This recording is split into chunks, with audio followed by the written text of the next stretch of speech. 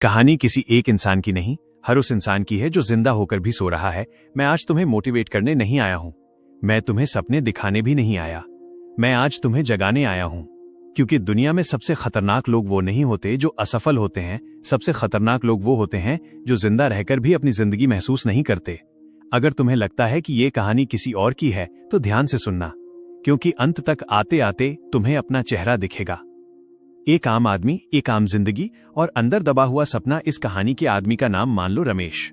नाम जरूरी नहीं है, क्योंकि रमेश तुम भी हो सकते हो। रमेश कोई महान इंसान नहीं था, उसने कोई बड़ा रिस्क नहीं लिया था।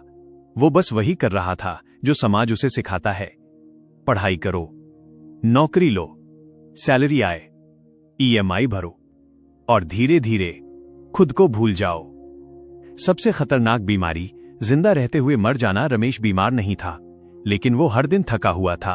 सुबह उठते ही मन कहता था आज फिर वही दिन। रात को सोते समय लगता था आज भी कुछ अपना नहीं किया।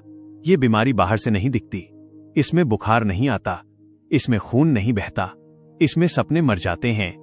काम, पैसा और थकान, क्या यही जिंदगी है? रमेश मेहनत करता था, ईमानदारी से, लेकिन मेहनत के बाद भी उसके चेहरे पर चमक नहीं थी। सैलरी आती थी, लेकिन खुशी नहीं आती थी। उसने खुद से पूछा, क्या मैं सिर्फ बिल भरने के लिए पैदा हुआ हूं? और यही सवाल हर आम आदमी के अंदर दबा होता है।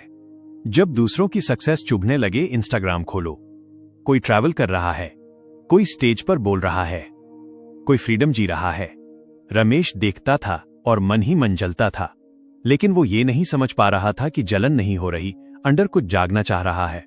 एक बुजुर्ग, एक ठेला और एक लाइन जिसने सोच हिला दी। एक दिन रमेश ने सड़क किनारे एक 70 साल के बुजुर्ग को देखा। वो ठेला चला रहा था, पसीना बह रहा था, लेकिन आंखों में शांति थी। रमेश ने पूछा, बाबा, इस उम्र में भी काम क्यों? बुजुर्ग मुस्कुराया और बोला, बेटा, शरीर बूढ़ा होता है, सपने नहीं। बस वहीं से रमेश की नींद टूट गई। वो रात जब पहली बार खुद से सच्चा सवाल पूछा गया, उस रात रमेश सो नहीं पाया। उसने खुद से पूछा, अगर डर न होता तो मैं क्या करता? उसने कागज उठाया और पहली बार अपने लिए लिखा, ना बॉस के लिए, ना समाज के लिए, खुद के लिए।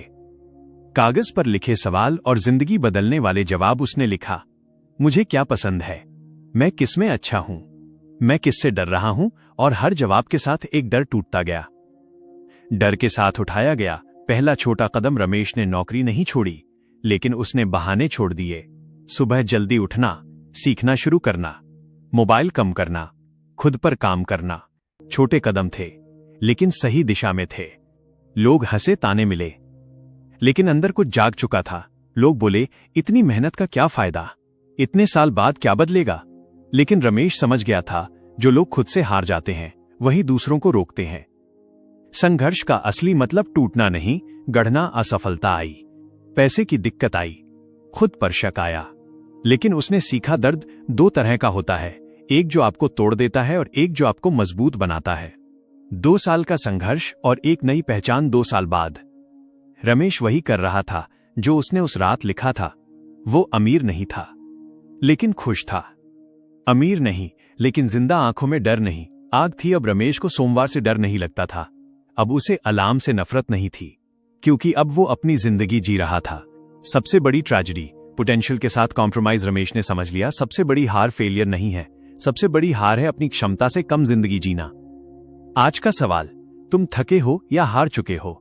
और अब मैं तुमसे पूछता हूं, तुम थके हो या हार चुके हो? तुम डरे हो या बहाने बना रहे हो? तुम इंतजार कर रहे हो या भाग रहे हो? जिंदगी मुश्किल नहीं है, मुश्किल है खुद को चुनना। जिंदगी आसान नहीं होगी, लेकिन मीनिंगफुल होगी।